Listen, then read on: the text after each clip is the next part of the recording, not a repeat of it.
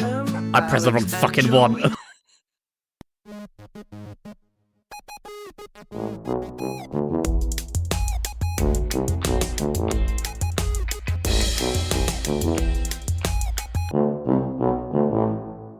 Hello, this is Tim from Two Blokes from Blighty. We're back, and I'm pressing wrong buttons on the soundboard already. I'm joined by my brother, Joey Fitz. Hello, Tim. Season 13, 12? 13, 12, 14, 12? 12, I think. God damn. Season 12, What season episode, 20? Oh, do they burn stuff on camera? That'd be sick. Just set fucking fires. Season 20, let's meet up and do one live. Yeah. Not live, sorry, in person. Yeah. Yeah, This is all pre-recorded. Yeah, this is you. What was I'm that? not here. What was that YouTuber's name who was really big and fat, and then he lost loads of weight secretly, and then one day, Avocado, and he used to do daily releases of just eating junk food, and then one day, out of the blue, after a day where he was massive, he just went, "Here's me," and it turns out he'd been recording like 7 episodes a day for 2 years, so he could just lose loads of weight and be like, "I'm skinny now." He is a crazy person. I think he's mentally unwell. Yeah, it's probably the more polite way to put it. I wonder what he's like now. Thin. Is he still thin? I don't know. You'd have to be, right? There's no way you go back to being the size that he was I after would really like it if he did the same thing, like 2 years of just being really skinny and then was like, surprise, I'm big again. That'd be good. Tim, we haven't recorded in nearly a month. I know. Oh, it's weird. It's been. I'm not to say that I don't like doing the podcast, but it's been kind of nice to not have the pressure on. I just don't like doing the podcast. No, fair enough. I'm really hoping America win the World Cup. Oh, okay, right, yeah, because of the bet last episode. Speaking of which, by the way, you were like, "Oh my god, the iPhone Fold will never happen," and now there's apparent leak, so it's going to be announced this year. Well, Joey's going to be eating wet bread in front of you. I don't know, I come off poorly there because I have to eat a plate of wet bread. Yeah, it's not a great thing. You have to watch it. Yeah, I know. I think I still lose in a way. Well, that was why I was happy to do it. But do you know what is funny about the America bet where I said I'd never do a podcast again? What's that?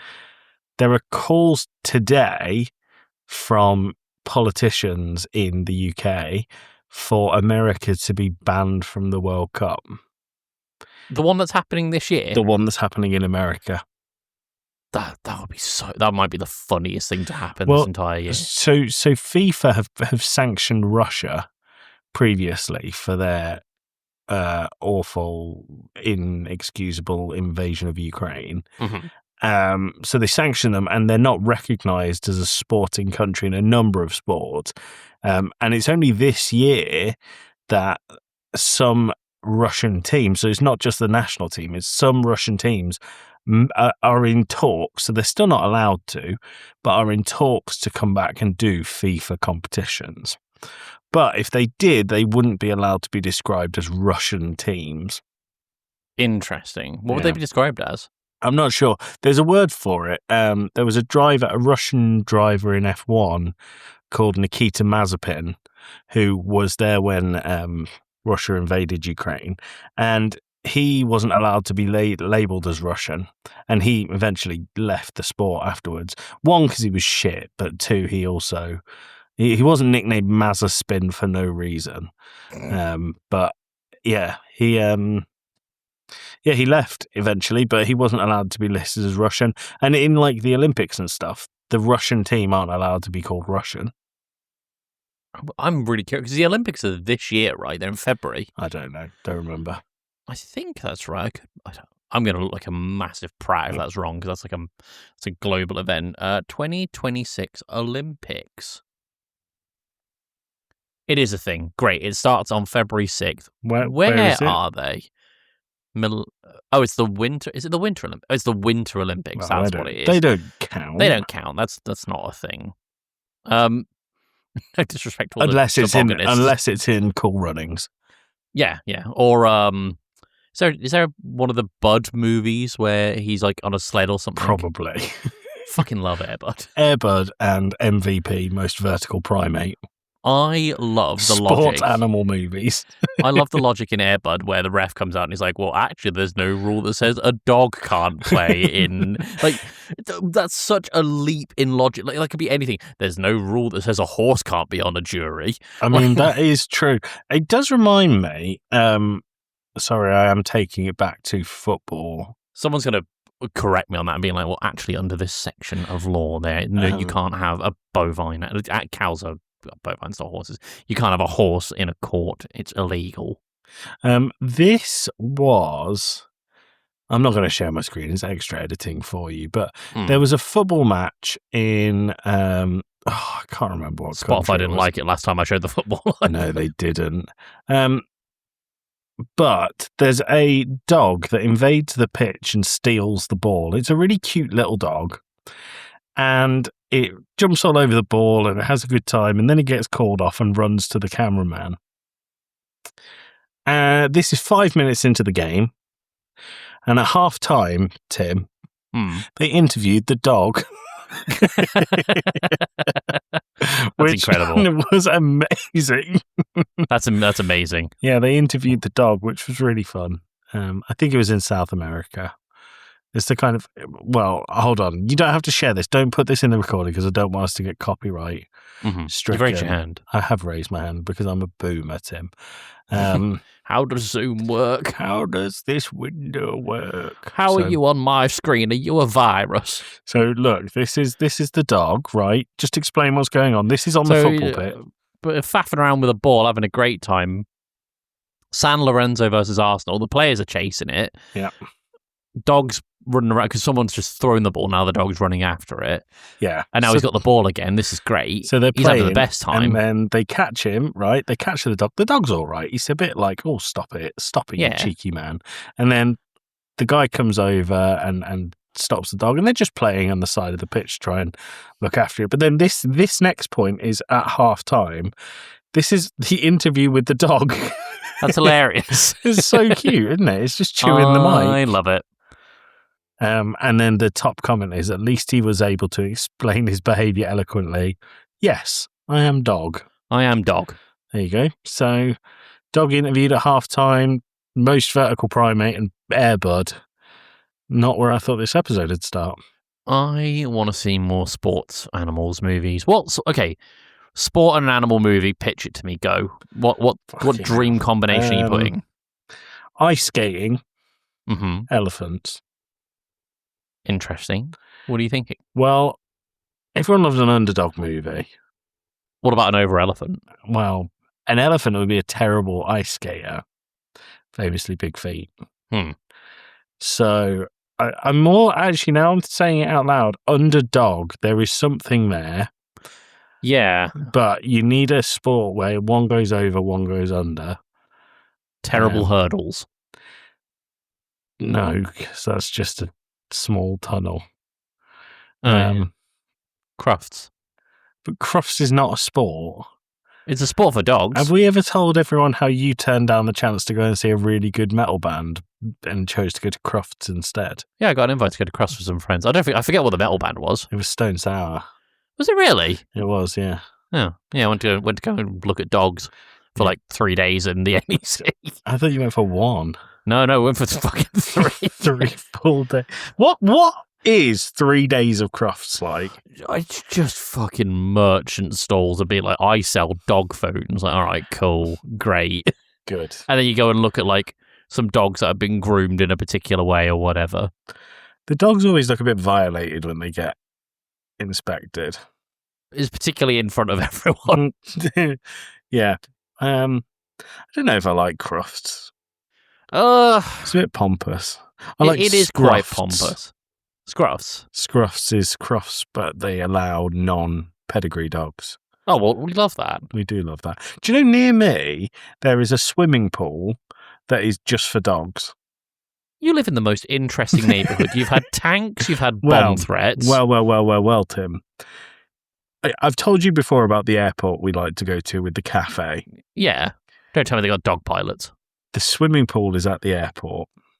What do they put on their tax returns? Well, it's called Bobbington, right? Mm-hmm. Private airport. Well, it's not private, but maybe it is private. Aren't all airports private? Who knows? To an extent. Private airport, it's only small planes and helicopters that go from there, and hang gliders. Every now and then we'll see, the gliders with a propeller jet at the back? Oh, yeah. They just fly over our house from time to time.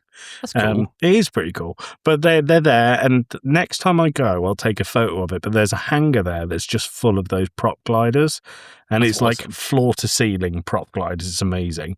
But on this estate is the airport, this cafe, an antique shop that's really, really long and thin, and this dog swimming pool.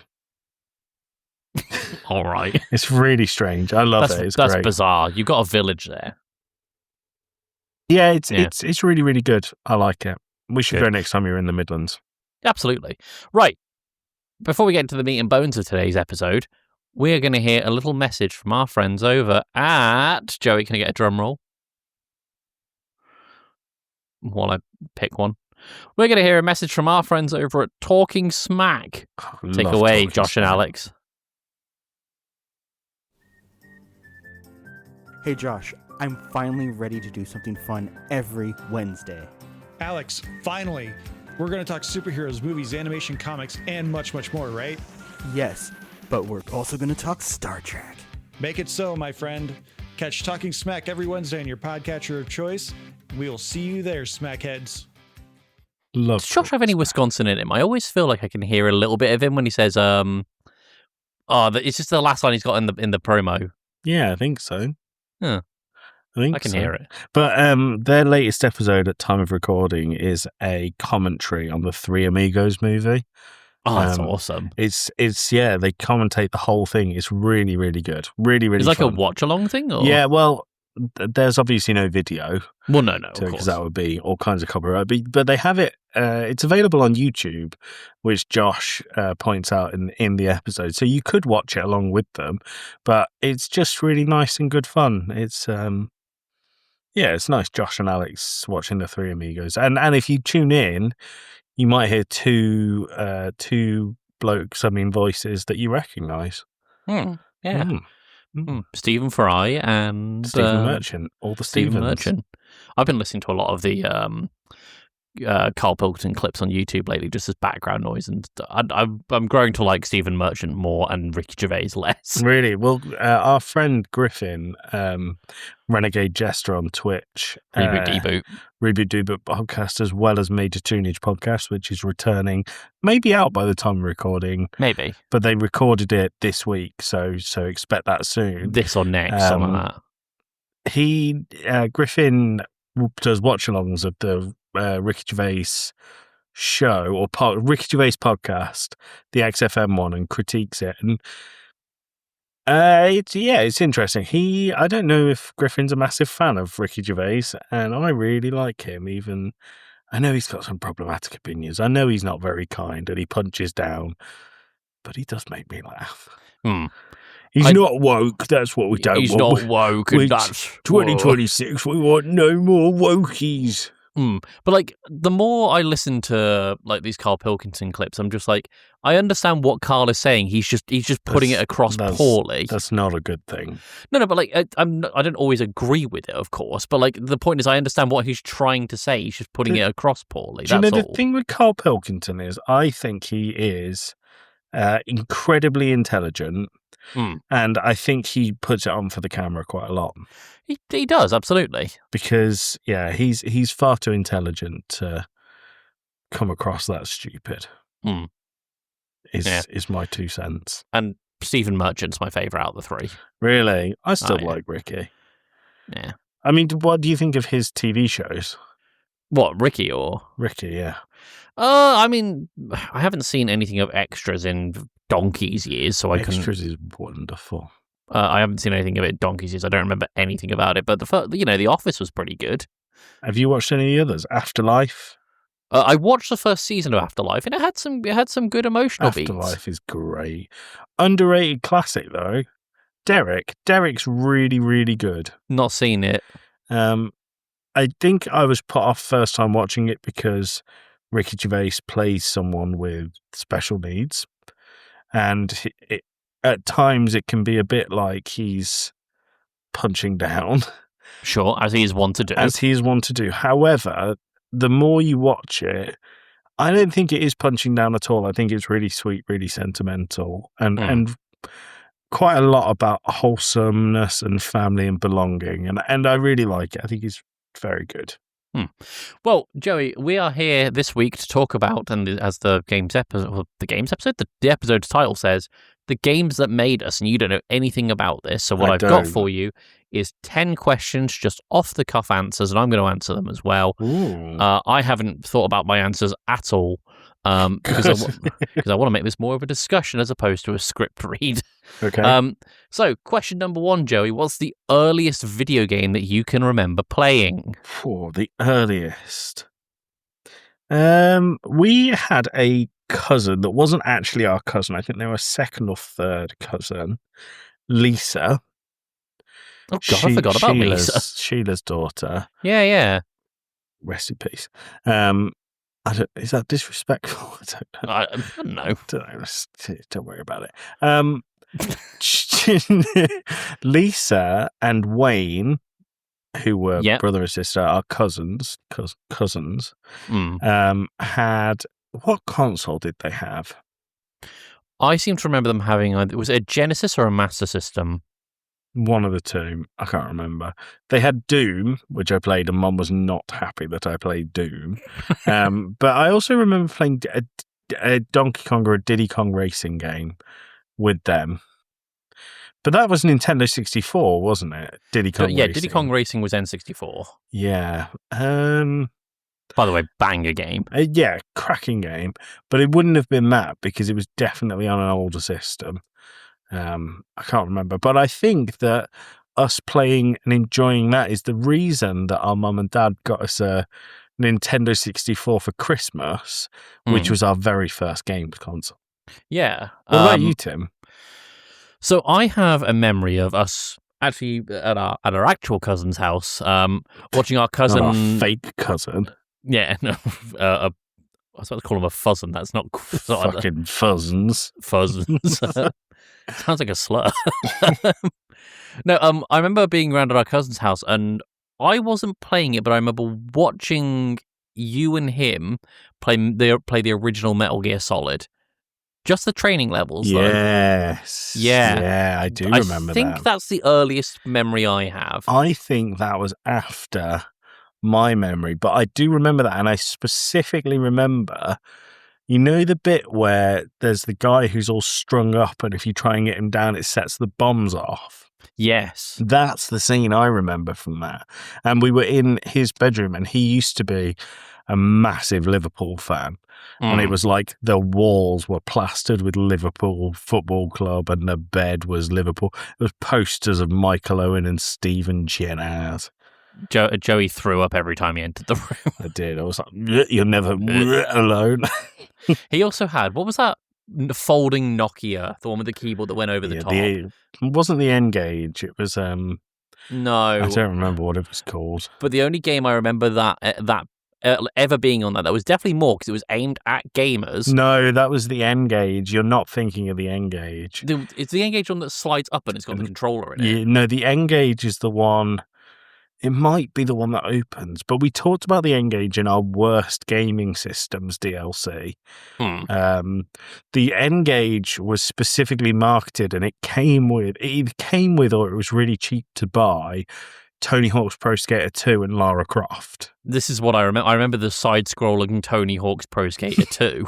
What a load of shite that was. A load of absolute arse. But yeah, for me, it's either the Metal Gear Solid on the PlayStation 2 or playing, I want to say, Crash Bandicoot over our other cousin's house. Can I ask you, is this before or after? I'm trying to place it. Do you remember the ski jump game? What, Ski Free? Ski Free, and we used to play that all the time. I don't think you could win. No, I don't think you could win either, but was that before or after these memories? I want to say after because I remember Ski Free. Ski Free, and the other one we loved on the PC was Chip's Challenge. Now, I remember Dad used to come home from work with cheat codes. No, because there was no save state. Each level had individual codes. So Dad would go to work, and all of the people in his department used to play Chips Challenge. They would go in, and at the end of the day, they would write down the code of the level that they got to. They'd take it home to their kids, us, and we would play it in the evenings, and then we would write down the code of the level that we got to. They'd take it to work, and it would just be this cycle of Chips Challenge, never-ending adventures. I loved that Packard Bell PC we had. Yeah, that was great. Playing the original Worms and Civ in a dual disc package. Well, that was another good gaming memory, because that was a Christmas gift that our aunt and uncle got for me because it had Worms. And Civilization 1, which I still maintained is the best Civilization. It's so good.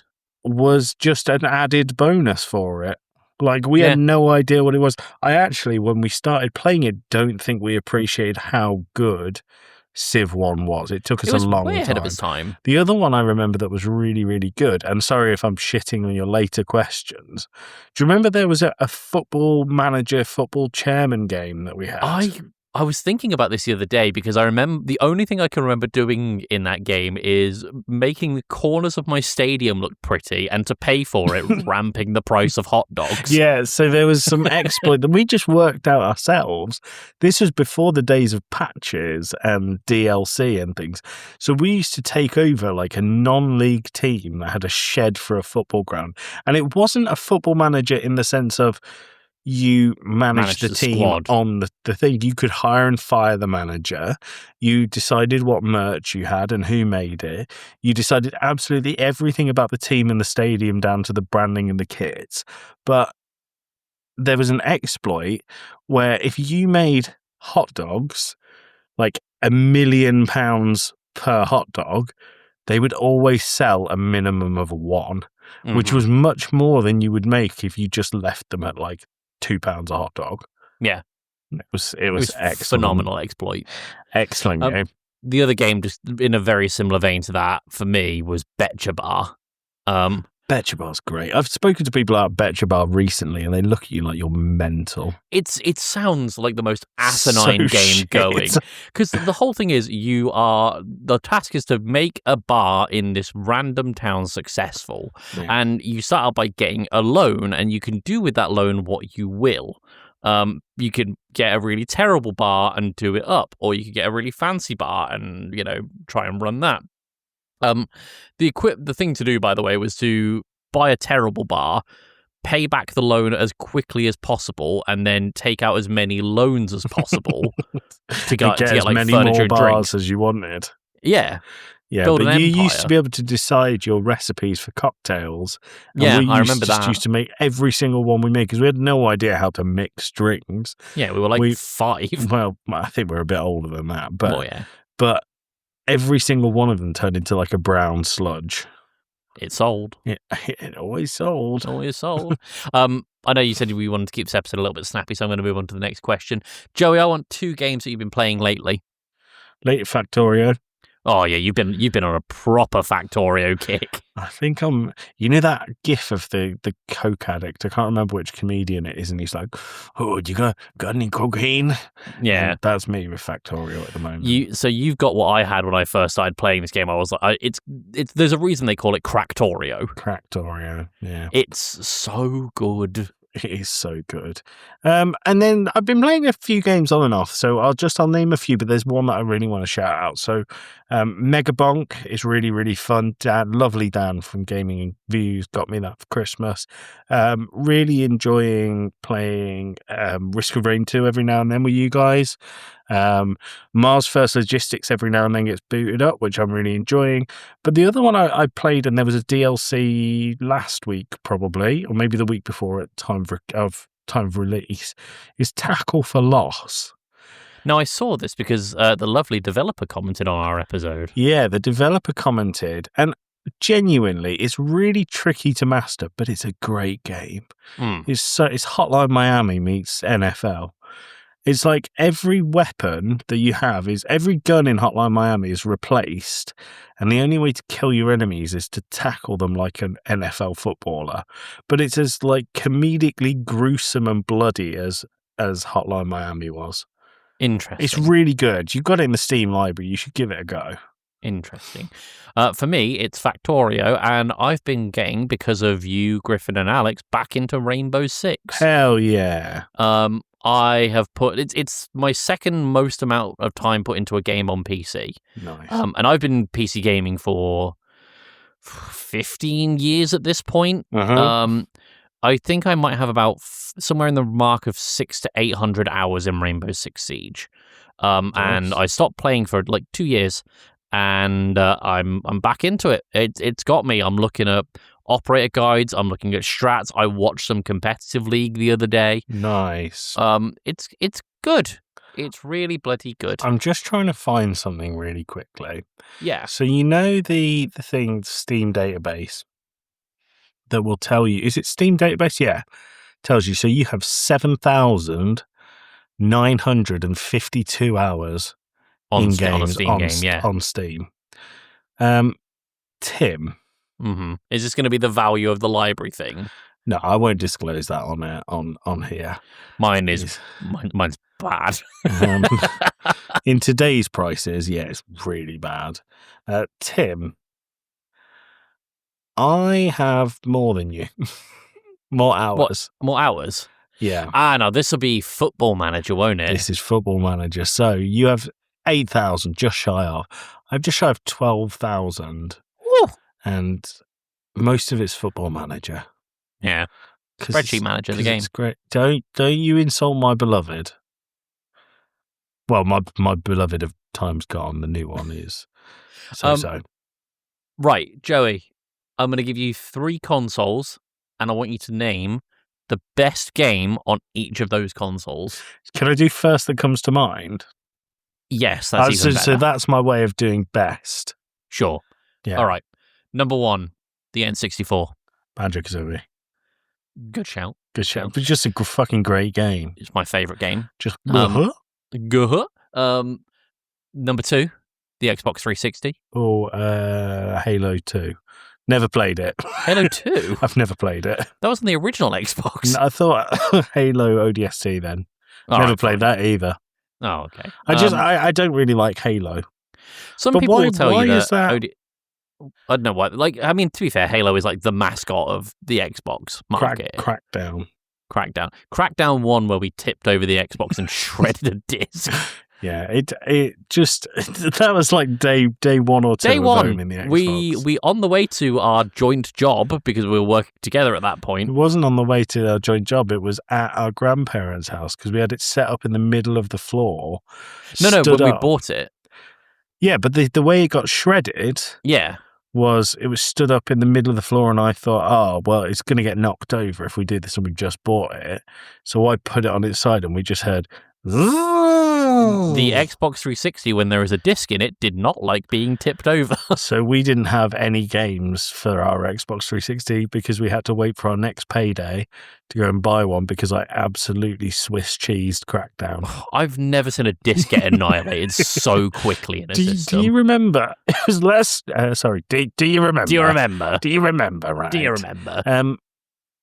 Mainly with PS2 games, there was a shop near us that specialised just in disc scratch replacements. Now, that was the one that was next to Waitrose, wasn't it? Come on, you're making us very posh here, Tim.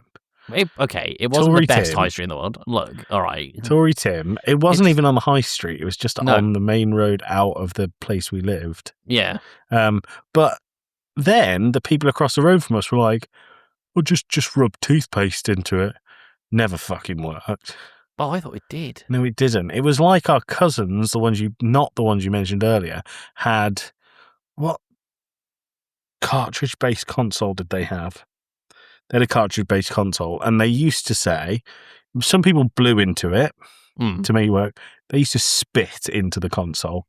Make the contact better, innit? Fucking disgusting. They hop-toed the console.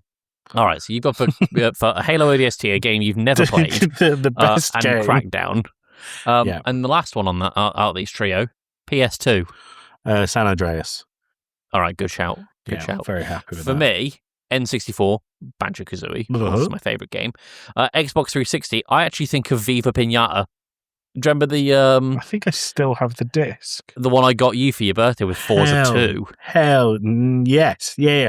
I had 2 copies of that game. I don't know why. What a weird bundle, by the way. But to this day, I never played Forza, but I have played the shit out of Viva Pinata. Genuinely quite a good game. Well, the weird thing about it was just like a life sim. It was like The Sims for pinatas. Yeah. And when they used to make a baby, they used to do a romance dance in a cave. Well, no, they used to do it out in public, and they just wiggle at each other, and their love hearts would go, and then a baby pinata would appear, and I was surprisingly horny. Weird. Yeah. Weird. And then for PS2 games, I don't know. It's nowhere near the best game. I can think of way better games for the PS2, but my brain immediately goes to Conflict Desert Storm. What the fuck? You remember Conflict Desert Storm? No. Oh my god, it was a piece of shit military shooter from like it was terrible, but I don't know why it just stuck with me forever. Wow, I think other good PS2 games. I think of Fear, Dark Cloud. Dark Cloud, so underrated. That is one that needs to come back in some form. Well, you said it's on PS5. You can get it on PS5. Dark Cloud was a weird dungeon crawler city builder. Yeah. And it was just like... With it was RPG elements. Yeah, it was another one that... I don't think to this day I know what actually happened in the story. Some massive pig man appeared and his village disappeared. Stole a town. And you used to have to go through like 50 levels of dungeons to build it back again. But I think when we got it, we were like, oh yeah, whatever. It's just... And then you start playing it and it's just fucking... dive into it. I can remember one weapon in that game, the sunlight sword, and it just had a sun at the bottom of the hilt, and that's the last thing I remember from the game. Dope. Cool. Joey, what game or series deserves a reboot? Dark Cloud. Okay, yeah, Dark Cloud. I can mind Dark Cloud. Do you know what? A serious reboot of serious in quote marks of Banjo-Kazooie would be great. And I'm talking get rid of nuts and bolts. Doesn't exist. Bring back the fun, campy, self-aware humor that is in Banjo-Kazooie and Banjo-Tooie. I would pay for that day one. Yeah. Forget Ukulele, load of shit. Not biased about that because they declined us a review copy on Game Press. It's actually quite a good game. No shit. But Banjo-Kazooie. Yeah. I'm going to go with Fatal Frame. Are they not doing a reboot of that anyway? I don't know. I know there's another one in the series coming, but I don't know if it's getting a full-on reboot. I'm sure it is. If it is, wish granted. Yeah, no, just... this is like Dan on Gaming Views in their 2026 Game Awards thing. Not Game Awards. They did an episode on reboots and remasters, which you've heard. And Dan was like, I'd love to see a reboot of Knights of the Old Republic. And then the Game Awards happened. It was like, fuck it. Oh, my God. And then I asked Dan for the lottery numbers. I would like £8 million. Yeah. Right, Joey. What game got you into PC gaming? Because I know you mostly got into PC gaming because of the pod. Well, Football Manager is the answer. Sure. That is the PC game, right? If I scroll back to my last played, to the first game I played and haven't gone back to on PC, it's not a good one. Okay. It's not a good one at all. It's Sex with Hitler 2, isn't it? Sex with Stalin 7, actually. Oh, my God. I didn't know the sequel was out. It's Pico Park. Okay. I'm not saying that got me into PC gaming. I think Do you know? I don't know. Choo Choo Charles is a stupid one I really enjoyed. It's the one about the spider train. Yeah. I got that for Dan for Christmas, which he's done. I think. All right. I think we should play it for the pod because it's goofy in every single way. He sent me a message, by the way, saying that he's ready to get back to Factorio. Hell yeah. Yeah. The thing that got me into PC gaming, apart from the pod, the boys, the community around our pod and gaming and stuff, is the versatility of games that are on there. So I was thinking about it the other day, and my Xbox and PlayStation haven't been turned on for 12 months, I think, because all of the games that are on Xbox and PlayStation that I want to play are on PC. Yeah. So I just don't see the point. It's set up for it. It's more comfortable. I can do other things at the same time. Online is free, which is massive. The games are cheaper. I know there's a cost to keeping the hardware up to date, and if you want new RAM, you're going to remortgage your house for it. God help you at the minute, yeah. I saw it at TikTok today, and it's like, breakdown of cost on my $1,300 PC. And it was like, CPU, $4, i3, Intel 3, GPU, NVIDIA 970, $6, and then everything was like $3 or $4, and they went RAM, 12 gigabytes of RAM, and it was $1,298. Brilliant. Which was good. But yeah, that's what got me into PC gaming. Less about a game, more about all of the things around it. For me, it was Team Fortress 2. I remember playing this a lot at my friend's house when he first got his gaming PC. I would go over there and I'd be like, "Can I go on TF2?" And he was like, "Yeah, go for it." You're like, Tim, it's the middle of the night. It's 3 a.m. and I have school tomorrow. But he had a bunch of consoles kind of set up off to the side, but he had a PC. I think I know who this is. Who do you think it is? Is it our friend that you went towards in your year at school? Yeah. Yeah. The one who lives in Japan? No, not that one. Okay. So I would go around to his and we would hang out and I would just be on TF2 all the time. And then I met up with some other friends who I'm still friends with to this day. And we would play TF2 and then I got a shitty, refurbished office PC. I was like, can it run TF2? And it did. And my life was never the same. I've been a PC gamer since. Do you know the first game that I fully appreciated being a PC gamer on was The Forest and Sons of the Forest. I really enjoyed them. I would actually quite like to go back to Sons of the Forest sometime. We need to do it before whatever the hell is happening with the third one comes out. The Forest 3. Maybe that could be a Thursday streamy game.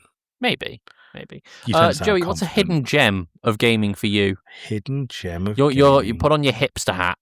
Bellatra. Not sure if that's a hidden gem. Is it at this hidden? Point. No. Not hidden? No. Is Factorio hidden? Outside of the PC space, sure. Hidden gem. So, I think, honestly, I'm just looking for games that we did DLC on. I don't want you to have to edit loads. That's fine. Sunday's my edit day. Sunday is my edit day. I can't think of anything. Give me a minute. Tell me yours. For me, and I've talked about it time and time again on the podcast, is The Last Federation. Okay. Because try playing it. We did an episode on it. I did not get it. Oh no, I loved it. I loved the sheer it's the most out there thing in terms of genre blending I think I've seen in years. Where it's like, for those of you who haven't listened to our prior episodes, turn-based bullet hell with political sim RPG. I didn't get What it. the hell is happening over there? It was crazy. Yeah. I thought of two. Go on.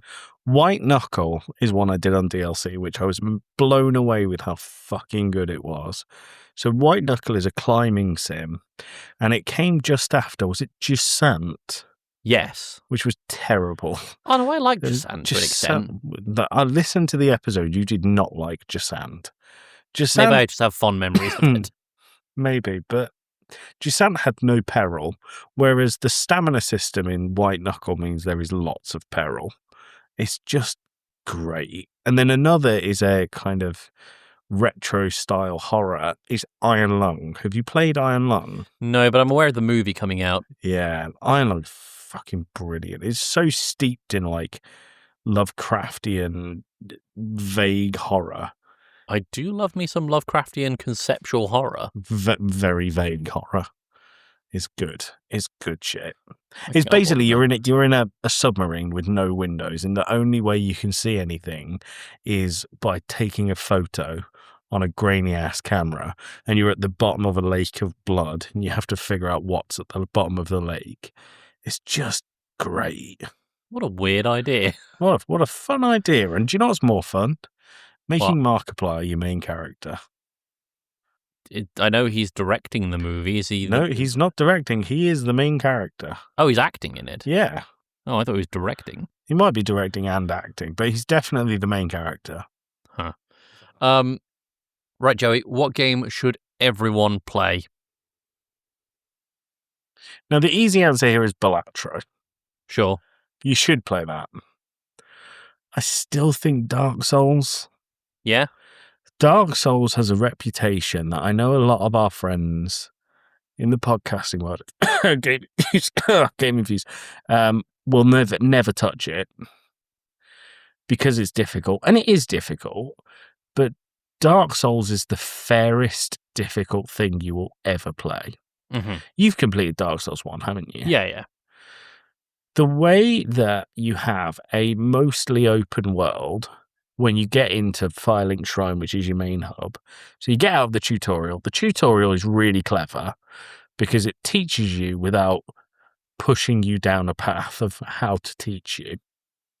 You can fight the boss on one-on-one terms with no heals, or you can see the gate that's at the end of the boss's thing and then run and go and get it, or you can use the starting item that you're given in the black firebomb to just obliterate him and not even have a challenge there. And it pushes you into a world that if you are dying really frequently, that's its way of telling you shouldn't be there. It's if you take some time to understand the mechanics of how Dark Souls works, I don't think it's that challenging a game. I think it takes some concentration and it takes building a build that works for you. But in terms of difficult games, I've played much harder games. Sure, yeah. Much, much harder games. And they don't get it's because Dark Souls doesn't follow the modern cookie cutter approach to gaming. I think Demon Souls on the surface is a harder game than Dark Souls. It's less forgiving than Dark Souls for definite. So Dark Souls, I think, is a masterpiece in how to make a game. Nice. How about you? For me, I'm very torn. In terms of a general gaming thing, I kind of wanted to say something like Tetris, just because it's broad. Everyone can get on board with it, even if they're not particularly a gamer. Everyone knows what Tetris is. I was hearing mine as if you were a gamer. No, I'm kind of just thinking broad scope, but I'm then. Blighty, fine. But the other side of me, and this is me putting on my fighting game hat, Tekken 3. It's in terms of core mechanic, one-on-one fighting. It's the peak of the series, and there's a reason it's so revered. Is because the controls are they're tight, snappy. Characters are really well executed and really well focused. And the thing I like about fighting games is you versus someone else. That is it. There's no exterior bullshit happening. If you lose, the only person you can blame is yourself. Nice, good answer. And then lastly, Joey, what do you want to play right now? Is it Factorio? It's Factorio. He's got the itch. Yeah, no, I want to play Factorio or Siege. I've been thinking about Siege all day. Siege would be fun. We are not playing either of those tonight, though. Not tonight. No, we got stuff to do. We got work to do, which you'll hear before this episode comes out if you listen to all of our stuff. Yeah. So yeah, stuff. But yeah, that's the games that made us. The games that made us. Audience, feel free to chime in with your games.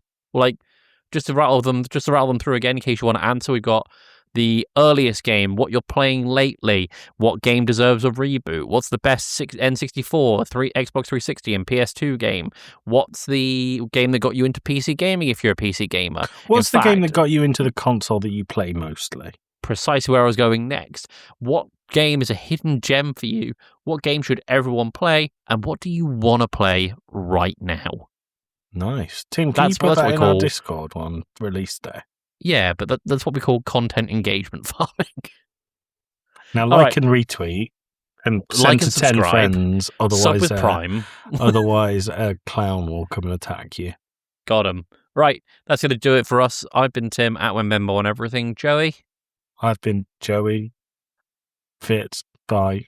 Bye. Take that, you bastards. Bye. Take that, you bastards. Thank you.